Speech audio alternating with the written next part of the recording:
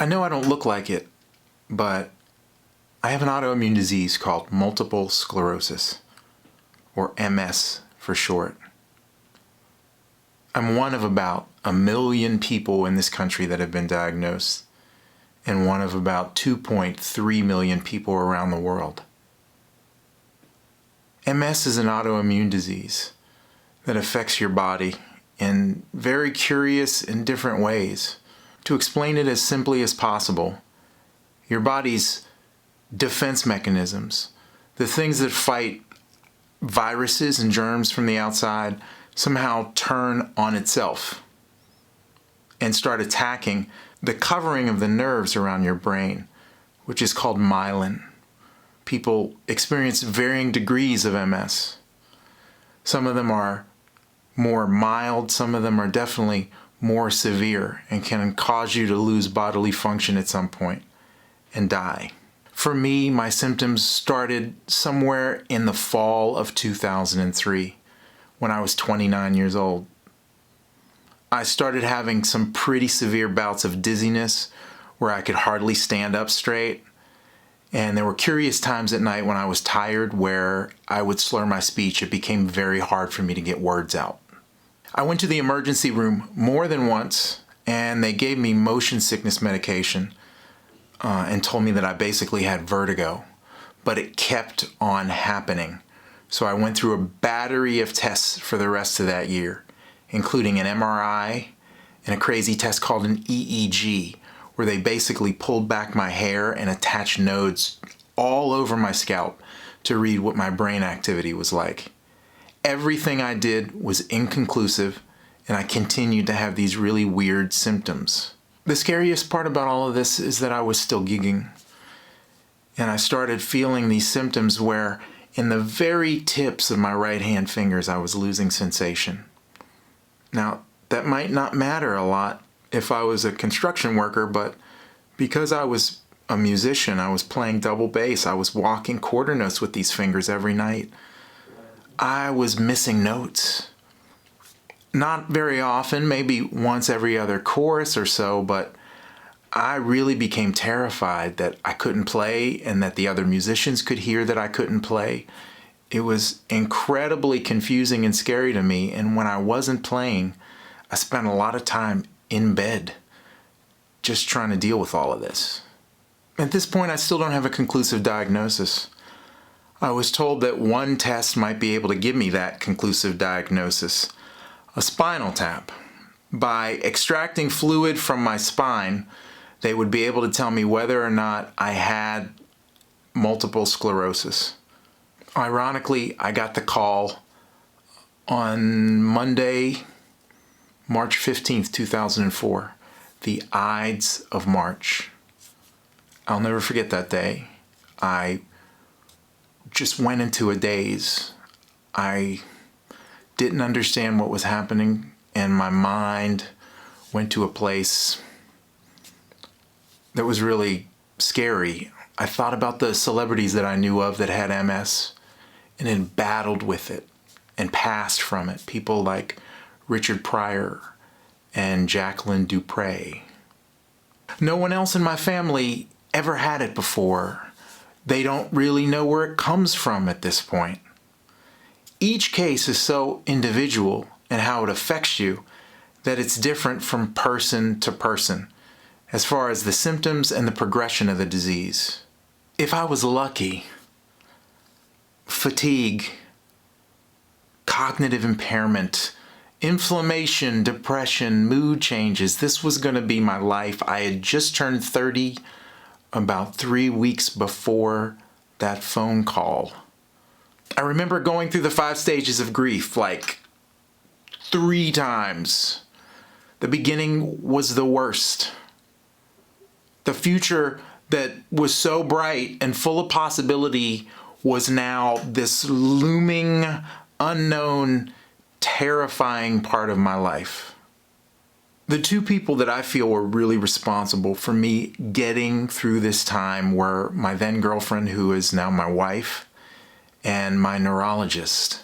My wife for just her support and unconditional love through that time and now, and my neurologist for giving me the science and telling me exactly what I needed to do to stay ahead of this MS.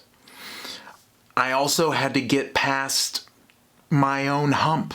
You see, I had to realize that I wasn't going to wake up one day and suddenly just not have multiple sclerosis. I had to come to terms with the fact that for the rest of my life I'm going to be someone with MS. And I had to take stock over what I had control over in my life and manage that one day at a time. The good news is that MS was more treatable than ever in 2004. There were medications available. I was immediately put on an interferon therapy with a medication called beta-seron. Now, interferons are a group of proteins that help your body activate immune cells. So I had to inject my body in one of 8 different locations every other night. That was the good news. The bad news is that when your body releases interferons, you get kind of the chills, the body aches, the muscle pains, the flu-like symptoms. Remember that feeling when you got vaccinated? Imagine feeling that way every other day. I'll also never forget my neurologist telling me something very important in the beginning of my diagnosis. He told me to be active, and he told me that exercise was the absolute best thing I could do. In his words, he said, make your body strong so that it can fight this disease. And those were words that I really took to heart. On a good day, physically, I feel as good as anyone else, especially if I work out. I know if I can get a workout in the morning, it's going to be a good day for me. But I still have bad days. I still get tired. I get incredibly nauseous. I have incredibly debilitating headaches. I'm what I would call extra sensitive now. Extra sensitive to food and water or lack thereof. Extra sensitive to sleep or lack thereof. And extra sensitive to body heat and how hot my body gets. If I don't maintain balance in these 3 areas, my body's going to punish me and shut down pretty quickly. My neurologist actually calls it pain in the ass MS. It's more commonly known as relapsing, remitting MS. I have the disease. It hasn't shown signs of progressing, but that doesn't mean that it won't at some point. I'm managing it. I see my neurologist about twice a year. I get a brain MRI about once every other year. And I'm still trying to make sure I sleep enough, I eat enough, my body temperature doesn't get too hot, and that I'm working out as much as I can. Like I said before, I'm taking this one day at a time. In 2014, I stopped giving myself injections because finally an oral treatment for MS was approved. I take a pill twice a day now called dimethyl fumarate.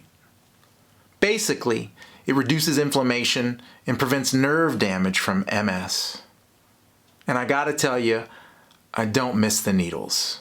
It's been 17 years since my diagnosis. 17 years. And I still get depressed. I still get tired sometimes. I even get a little brain fog every once in a while, but I haven't slurred my speech since then. I haven't lost the sensation in my fingers. And I know it could happen. I know it could happen again at some point, but I'm not going to wait for it. I'm going to keep making my body as strong as it can be. I'm going to keep playing music until I can't play anymore. And I'm going to have as much fun as I possibly can while I'm doing it. And I'm not going to quit. My therapist told me, What you feed grows. So, feed the good stuff. And don't ever quit.